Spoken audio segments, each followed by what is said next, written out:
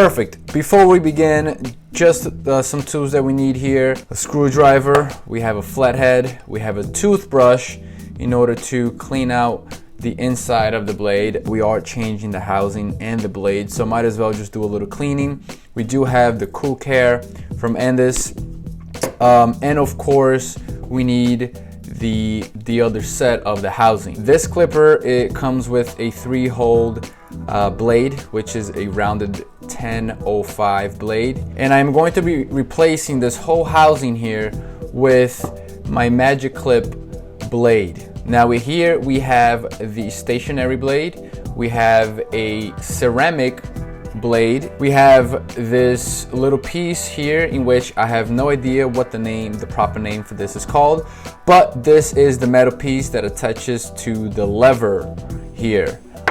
We do have the 2 screws that holds in all the blades, and that's pretty much it. Now to begin here, I am going to take my screwdriver and I am going to remove the blade. I am just going to unscrew this. One thing to keep in mind doing this, these screws are very small, so you do not want to lose them. Also, another detail, these screws comes with a washer. So if you're not careful, these little guys will fall and you will lose them. As you see here, we have the 2 washers. We have the stationary blade and we have the moving blade. This is what actually cuts the hair. There's a plastic piece is attached to a spring. You want to be careful that you do not break this plastic piece. I broke this piece on my Magic Clip and I had to buy a whole new clipper. It's very hard to find this specific piece here, so please keep in mind. The next thing I'm going to do is unscrew the lever. This screw that holds the lever comes with a washer. Be careful because we are going to reuse this whole little piece and the lever. This piece right here, forget about it. We don't need it. That's why we have the other one there.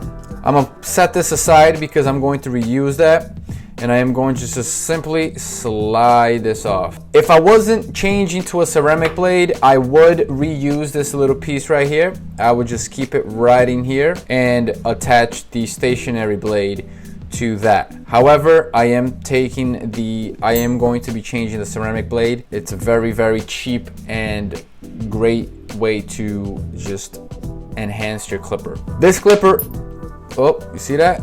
Gotta be careful because this little bolt goes in there that attaches to the lever, so do not lose that. So I'm gonna set all these aside. I am not gonna be using them any longer, so no need to keep them around. Just keep in mind that this plastic piece that I mentioned before, if you're not careful, 1, you will break it. 2, this is sitting on a spring, and this is what actually applies pressure from the moving blade to the stationary blade. So now we're just ready to simply apply everything back. First thing, I'm gonna take the little bolt, put it right back in there. This bolt tightens the lever. I'm gonna take this little piece, I'm gonna slide this in. I'm gonna push this plastic piece down, and I'm gonna slide this all the way up so that everything is nice and tight. Then I am going to take my lever and I am going to screw it right in that little hole right there and just tighten that bad boy up.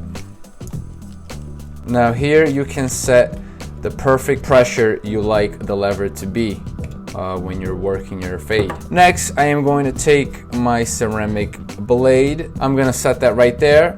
No need to worry about it.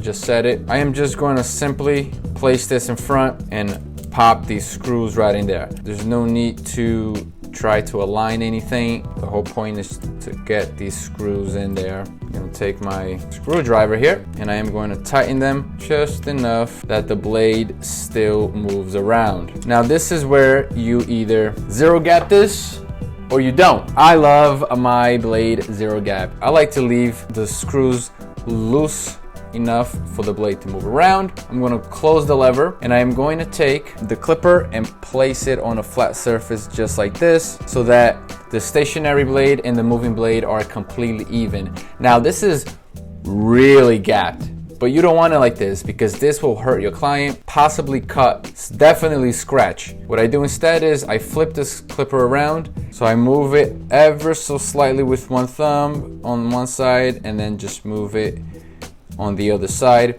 I turn it around and check the teeth and see if they're properly aligned. It looks pretty even to me. I'm going to tighten this on one side, tighten this on the other side. All right, perfect. Now it's time to test out. This is a very sensitive area. I'm going to close the blade, turn on the clipper, and just see if this is sharp. This is actually kind of hurting me. So what I'm going to do is I'm going to loosen this up and I'm going to repeat the process of moving up the blade. This is much better. Comfortable. It is sharp, but it's not hurting me. We're done.